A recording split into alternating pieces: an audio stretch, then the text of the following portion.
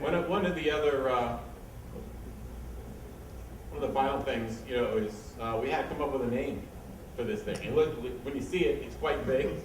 The names can be important, you know, and you know, we threw around a bunch of different names. One of them was the garage, yeah, as seen here. It is a rack garage. It is where you go in and park these racks on occasion. One of the other ones was it was a server hut, or the rack shack. I think I like this one. Gives you a nice calming atmosphere. But in the end, I would say, you know, one of the key things that I really enjoyed about this collaboration effort was the team. The Rumsey team, the top-notch team, really provided a lot of value add, a lot of constructive feedback, understood limitations, you know, around manufacturing and mechanical design. Really helped us get it along. Of course, Bob is the leader. I hand it to Bob to be able to, you know, be the leader in that, you know, that guiding light that all of us were following. And of course, the Wright line team back home. They really helped bring it in. And everybody, yeah, because sometimes that's what it feels like, right? Yeah, that's our, that is some of our team back home. Just real quickly, me, our CEO, Ed Benarsic, Brian Jackson is the lead design engineer, Rick Latino as the engineering manager, Mike Tresh is our data center business unit leader, and of course, our buddy Joe Russo. With that, any other questions, concerns? Emotional outbursts. Go ahead. One question in regards to the raised floor. So obviously it looks like there's no raised floor at all, so that looks like it's been completely eliminated. Now, what about the cabling situation? Is that all overhead, or how has that been solved? I think Bob can talk a little bit about that, but one of the big drivers that we really started looking at the structural constraints is the amount of cabling, and the weight of cabling became you know, quite restrictive in the design, and that now will be an overhead design. That's correct. It's going to be on top of the cabinets on the sandbox, typical ladder rack. That was how I was doing. So does that mean that boxes that require cabling from under 4 can't be listed? They can't receive under 4 feet.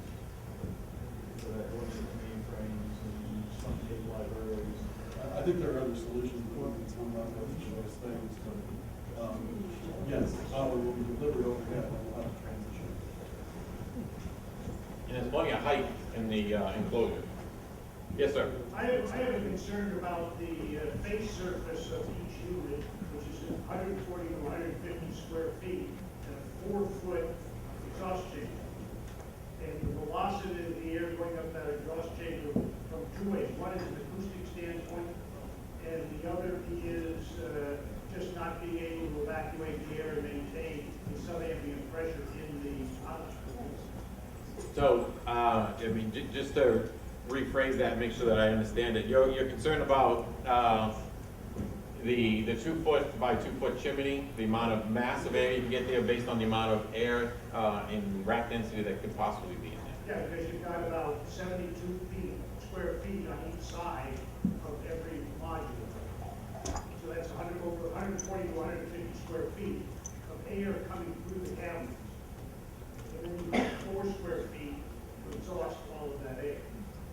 That means that the velocity in that chimney has to be 30 to 40 times what your input velocity is for the surface. First, I think you may be mistaken in that there are, I think, a maximum of 5 2x2 chimneys on that enclosure. What was not probably clear, I mean, just to go back to some of those pictures, we're only showing 1 chimney there on this design. That's one of the fully loaded chimneys.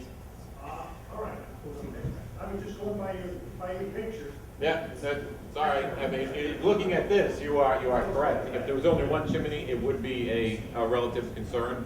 One of the other things that you can also do is extend it. You know, it will grow. This is actually showing, you know, in a very much a pod type concept, and you can actually extend it out each one of these sides and just reuse that whole end fascia. put on another framework and continue going. And as you continue to go, each one of these is actually a landing spot for a potential in future chimney. And you can have backflow dampers in there, you can have fan assist in there, or you can have it open. So you can handle some of those derivations as he was pointing out. Any other questions? Before we try to get back on track with, Carl, thanks very much. thank you.